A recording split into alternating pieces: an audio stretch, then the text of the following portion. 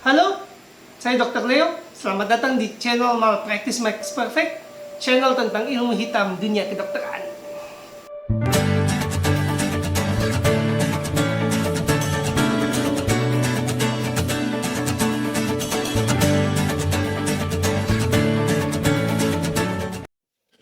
Seni meracuni pasien osteoporosis.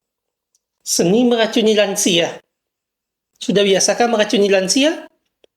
Kenapa? Kenapa sudah biasa? Apa karena memang lansia kita anggap bentar lagi meninggal, jadi tidak apa-apa kita racuni? Ya, sebelum masuk ke topik teknis meracuni pasien osteoporosis, saya harus mengingatkan ke kalian, ke penonton, bahwa apa itu meracuni sih? Meracuni itu adalah suatu tindakan yang memenuhi salah satu dari 3 syarat di bawah ini. Entah tindakan itu meningkatkan risiko kematian, meningkatkan risiko cacat, atau meningkatkan risiko masuk ke rumah sakit. Jadi ketika saya bilang suatu saat meracuni, salah satu dari kriteria di atas ini akan terpenuhi. Kita akan mulai dari zat yang paling sering digunakan untuk meracuni pasien osteoporosis. Zat yang saya maksud adalah NSAID atau OAINS. Lagi obat ini obat dewa yang dipakai di mana-mana, padahal sangat berbahaya. OAINS atau obat anti-inflamasi non-steroid, itu namanya seperti yang di gambar ini, bisa Anda lihat dan bisa Anda bandingkan. Sekarang coba tanyakan saudara, nenek, kakek yang sudah tua, yang sudah bungkuk, ketika nyeri pinggang dia minum obat apa? Ketika dia ke layanan primer, ke rumah sakit daerah, ke rumah sakit pusat, atau bahkan mungkin ke rumah sakit pendidikan, dia dikasih obat apa? Pasti ini. Pasti salah satu dari deretan obat ini. Obat anti-inflamasi non-steroid, atau kita singkat OAINS. Entah diklofenak, ibuprofen, indometasin, ketoprofen, ketorolac, asamefenamat, piroxicam, meloxicam, celecoxib, etrenoxib. Obat-obatan ini meracuni pasien osteoporosis. Ada 2 alasan utama kenapa obat ini meracuni pasien osteoporosis. Alasan pertama adalah ginjal. Nah, osteoporosis ini adalah sakit di mana tulang tidak dapat lagi menyimpan kalsium. Tulang tidak bisa mempertahankan kalsium. Apa yang terjadi akhirnya? Kalsium itu bocor ke darah. Jadi darah menerima lebih banyak kalsium dari yang seharusnya, karena tulang tidak bisa menahan kalsium. Konsentrasi kalsium yang tinggi di darah akan mengalir ke ginjal. Sehingga pada pasien osteoporosis, risiko batu ginjal meningkat. Ya singkatnya, risiko kerusakan ginjal meningkat. 23% pada pria dan 34% pada wanita penderita batu ginjal akan mengalami osteoporosis dalam 2-3 tahun ke depan setelah batu ginjalnya muncul. Ini menunjukkan bahwa memang ketika awal osteoporosis itu konsentrasi kalsium di darah itu tinggi. Nah, ginjalnya sudah dirusak sama kalsium akibat penyakit osteoporosis. Ketika dia nyeri dan datang ke dokter, obat apa dikasih? Ini obat anti-inflamasi non-steroid yang kalau kamu Google detik ini juga, kidney, NSAID, kamu akan temukan bahwa obat ini merusak ginjal. Jadi memberikan NSAID atau OAINS, deretan obat-obatan ini, kepada pasien osteoporosis akan menghancurkan ginjal pasien. Alasan kedua adalah fraktur atau patah tulang. Kamu bisa Google sekarang juga, NSAID fracture. Kamu akan temukan bahwa obat NSAID atau OAINS, obat anti-inflamasi non-steroid, yang tadi saya sebutkan itu, tidak baik untuk proses penyembuhan tulang dan tidak baik untuk mencegah patah tulang. Artinya, obat-obatan ini justru membuat tulang makin lemah dan lebih susah nyambung. Nah, osteoporosis itu sakit apa? Tulangnya keropos. Tulangnya tidak bisa mempertahankan kalsium. Jadi ini pasien, tulangnya keropos, tulangnya patah karena keropos, kamu kasih obat-obatannya yang bikin tulang tambah lemah dan meningkatkan risiko patah dan mempersulit penyambungan tulang. Itu meracuni bukan? Nggak perlu jadi dokter kan buat jawab itu. Dan kamu bisa Google NSAID fracture, kamu akan temukan bahwa obat ini memang nggak boleh dikasih pada orang yang berisiko patah atau patah tulang. Tapi lucunya, banyak dikasih pada pasien osteoporosis yang nyeri punggung. Itu adalah meracuni pasien. Saya rasa dua alasan ini jelas ya. Meningkatkan risiko cacat, meningkatkan risiko masuk rumah sakit. Dia dong patah tulang kan pasti masuk rumah sakit. Jadi per definisi meracuni pasien ini tidak terbantahkan. Argumennya terlalu kuat. Tapi banyak dikerjakan kan. Tetanggamu yang lansia, ada tuh asam mefenamat, ada tuh piroxicam di kotak obatnya dia. Tinggal tunggu gagal ginjal atau patah tulang. Kenapa? Diracun.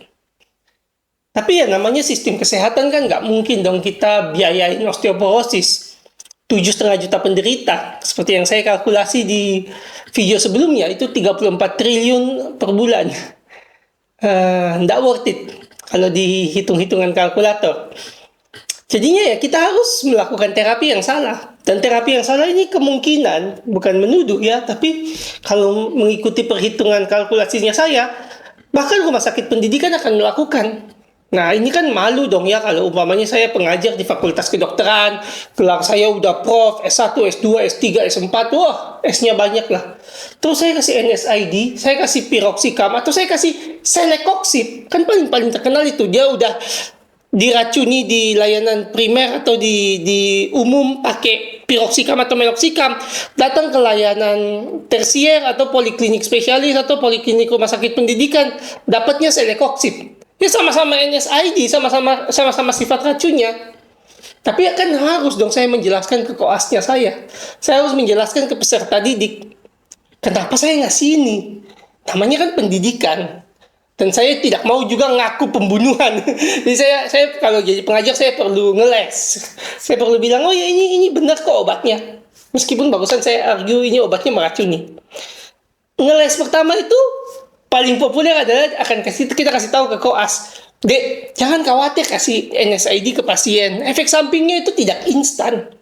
Butuh waktu panjang sebelum pasien itu gagal ginjal. Butuh waktu panjang sebelum tulangnya itu keropos karena NSAID. Jadi kamu kasih sekarang nggak apa-apa. Tapi ini konteksnya pasien osteoporosis, dokter. Prof, bahwa ini pasiennya tidak mengalami osteoporosis 1 minggu. Nggak ada kan orang itu osteoporosis 1 minggu terus sembuh. Osteoporosis 2 minggu terus sembuh. Osteoporosis 3 minggu terus sembuh. Osteoporosis itu proses yang berkelanjutan. Apalagi tidak diobati dengan benar dan diracuni oleh prof. Jadi argumen bahwa ini cuma sementara jelas salah, karena obat ini akan dikonsumsi pasien mungkin seumur hidup sampai dia meninggal. Karena dia akan mengalami nyeri selama osteoporosisnya tidak diatasi, selama posturnya tidak diperbaiki. Ya meskipun tulangnya jadi padat, kalau dia jalannya bongkok ya tetap sakit, tetap butuh obat nyeri. Artinya kebutuhan pasiennya tidak terpenuhi. Tapi kalau koasnya itu masih nanya, masih maksa. Prof, tapi ini Prof Leo, tapi ini kan saya baca di textbook ini NSAID nggak bagus buat pasien, Prof, gitu umpamanya. Saya pasti jengkel dong, ini koas nyari-nyari kesalahan saya ini.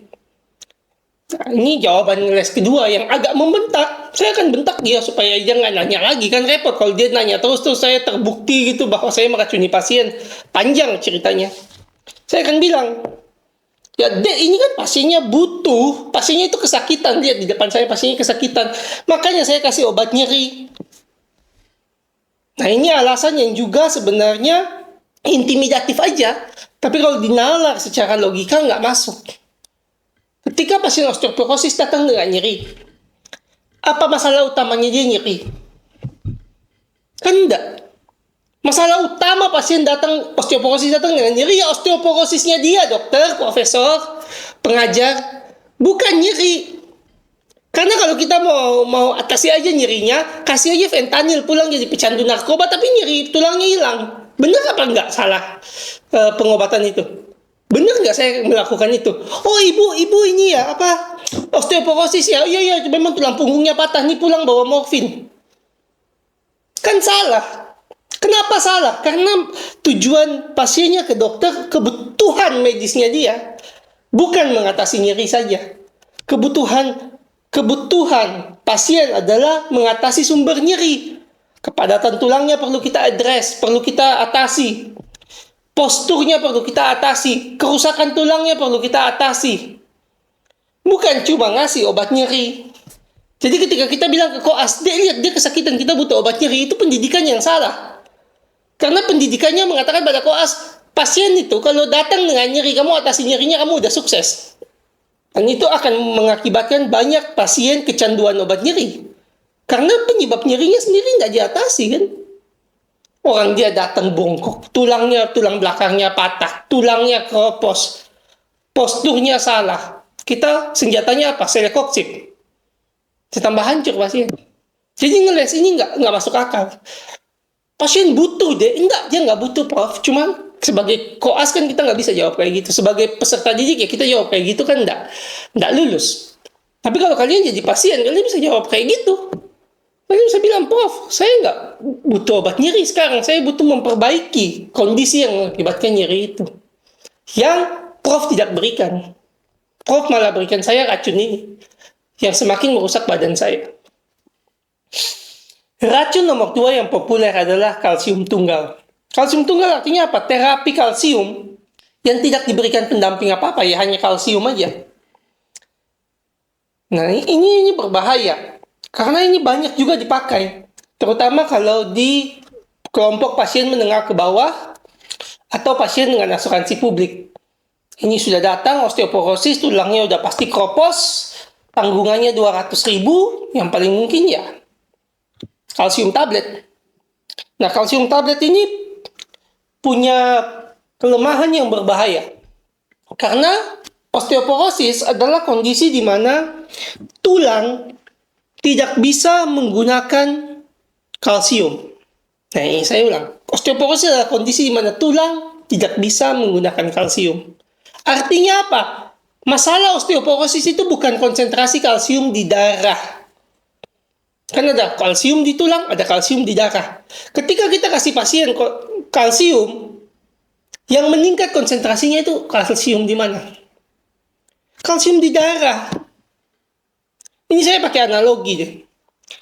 Kamu naik motor, jatuh, mulutmu hancur, kena aspal kan?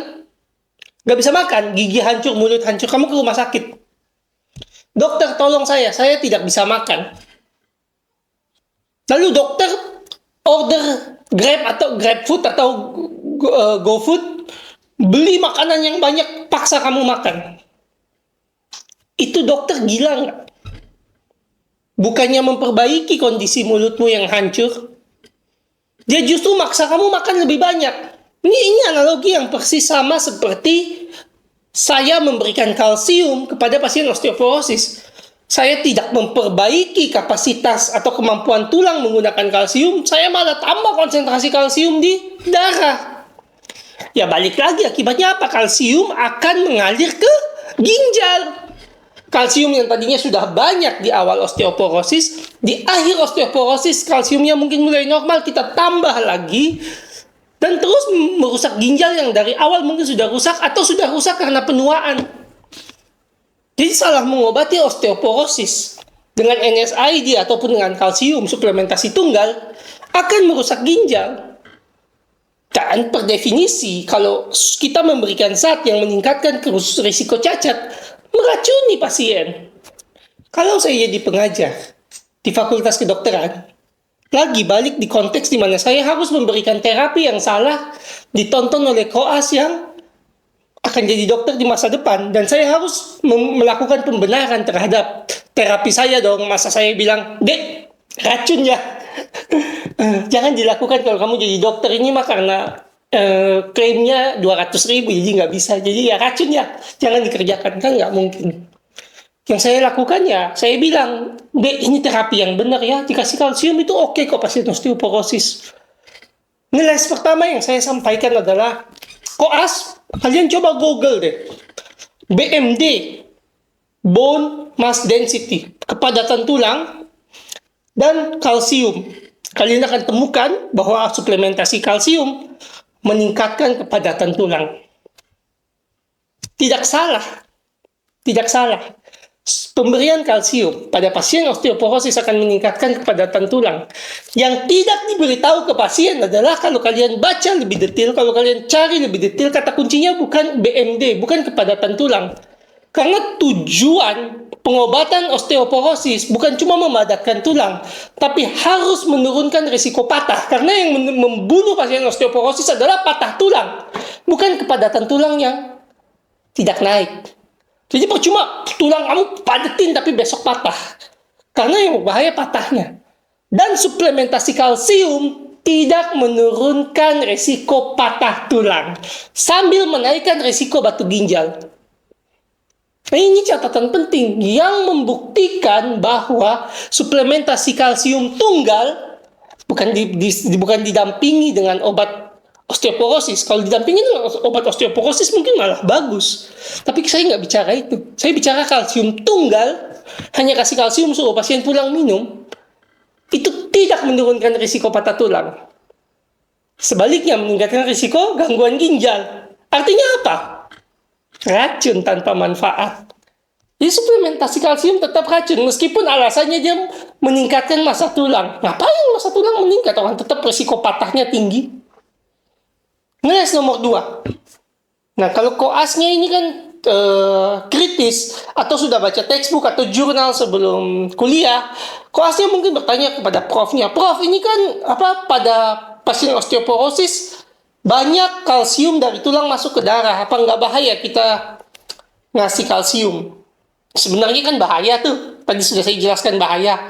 Tapi kan namanya ngeles ya, Prof Leo akan bilang, Dek, kalau pasien osteoporosis di awal-awal memang kalsiumnya tinggi, tapi seiring dengan berjalannya waktu, ya kalsium di darah pun ikut turun. Karena konsentrasi kalsium di tulangnya begitu rendah, konsentrasi kalsium yang turun ke darah ya akan rendah juga. Padahal ginjal terus mengeluarkan kalsium. Jadi kita perlu memberikan kalsium pada pasien osteoporosis.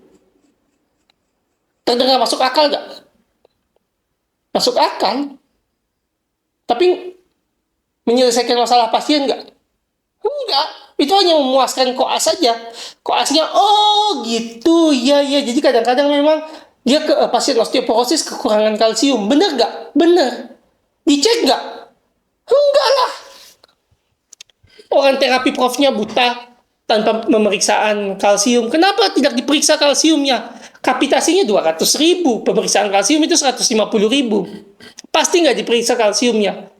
Jadi sang profesor menjelaskan suatu terapi berlandaskan asumsi bahwa konsentrasi kalsium rendah. Padahal profnya nggak periksa, profnya langsung kasih.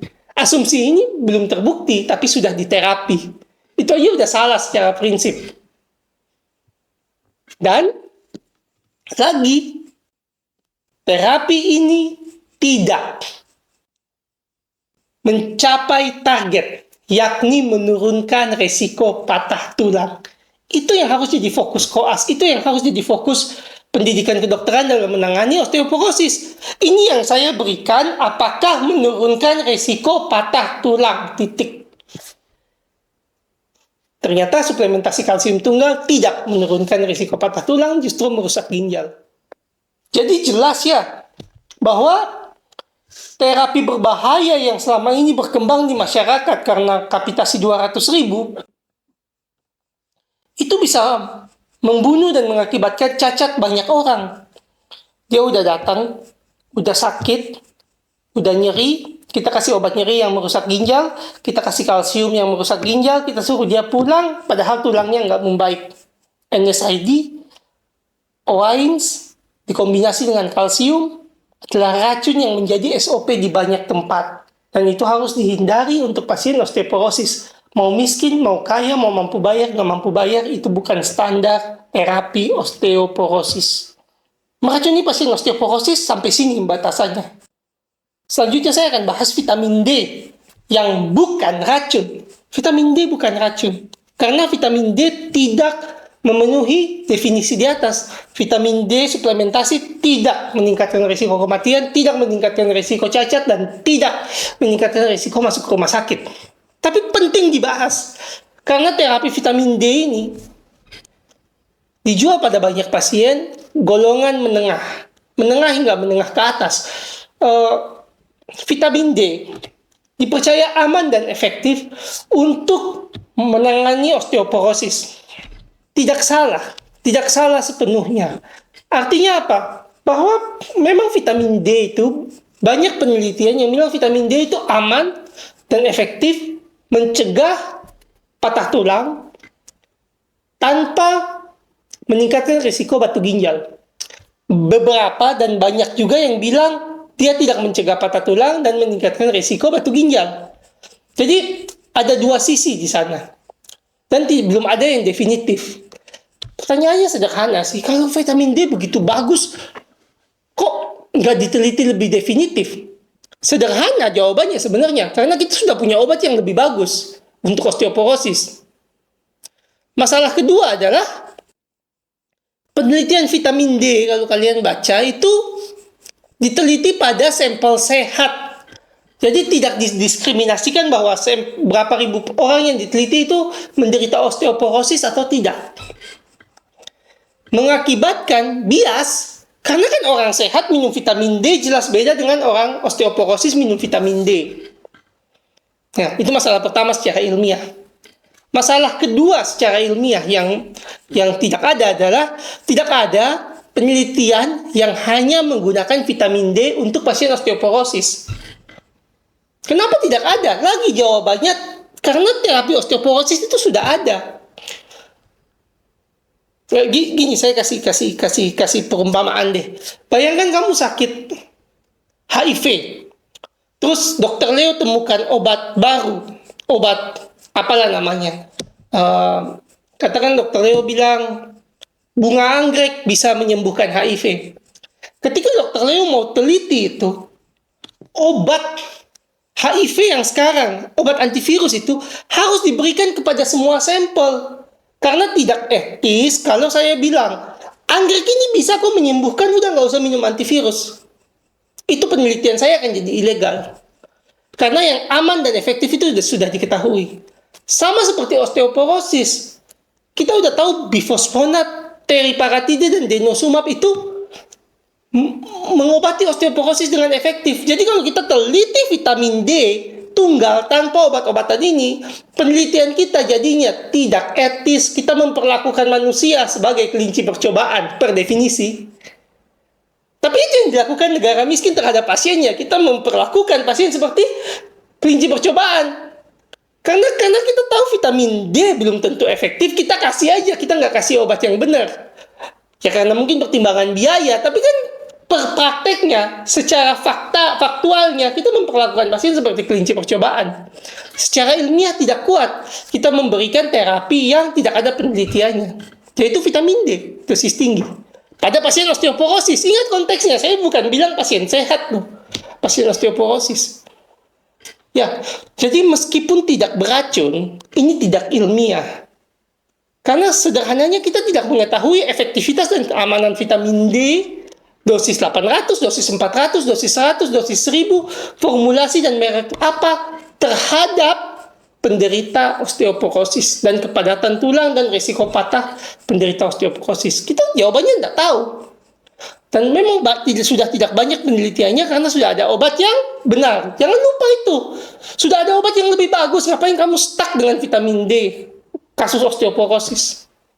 Kesimpulan dari vitamin D ini sederhana. Mengaplikasikan atau menjual atau mengedukasi pasien untuk terapi vitamin D tunggal adalah suatu hal yang tidak ilmiah. Terus kalau keselamatan pasien osteoporosis itu ada katakan di nomor 1 ya, meskipun sebenarnya nomor 1 kan selalu budget, selalu balance sheet dari sistem kesehatan. Tapi katakanlah keselamatanmu itu nomor 1, kesehatanmu itu nomor 1. Kamu harusnya diterapi pakai apa sih? Gampang. Bifosfonat, lisendronat atau alendronat, teriparatide, atau denosumab. Salah satu dari itu. Kamu perlu terapi salah satu dari itu. Itu artinya apa? Kalau kamu tulangmu keropos, kamu ke rumah sakit kayak gini. Kan hoaxnya adalah pengobatan yang benar tidak tergantung pada fasilitas. Jadi, Kalau keselamatan pasien nomor satu, entah kamu mau kemanapun berobat, kamu pulang berobat itu kamu bawa antara bifosfonat, yaitu risendronat atau alendronat, kamu pulang bawa teriparatide, atau kamu pulang bawa denosumab. Salah satu dari tiga ini kamu bawa pulang. Dari aspek pengobatan, dari aspek diagnostik atau pemastian penyakit, tentunya sudah saya bahas di video sebelumnya. Tapi kalau kamu tidak pulang dengan salah satu dari tiga ini dan tulangmu ternyata kropos, kamu kemungkinan salah terapi atau lebih buruk, mungkin kamu diracuni. Ilmu kedokteran tahun 2023 ini sudah sangat berkembang. Lagi, saya minta maaf pada spesialis ortopedi bahwa saya memang tidak bisa belajar semuanya tentang osteoporosis dari dua aspek, bedah dan non-bedah. Tapi dari aspek non-bedah kira-kira inilah pendekatannya, dan saya yakin di bidang bedah pun sudah sangat maju dengan berbagai scaffold. Terakhir kita tahu bahwa ada implan tulang, scaffold tulang dengan osteomimetik material. Nah, semua teknologi ini sebenarnya ada dan bisa kita edukasi dan kita jual ke masyarakat sebagai sesuatu yang meningkatkan derajat kesehatan masyarakat. Kita mulai langkah demi langkah, dan langkah pertama yang bisa kita mulai adalah dengan jujur dan ilmiah tentang pengobatan osteoporosis. Terima kasih. Terima kasih telah menonton video Malpractice Makes Perfect. Tonton terus, jangan lupa like, comment, share, dan subscribe.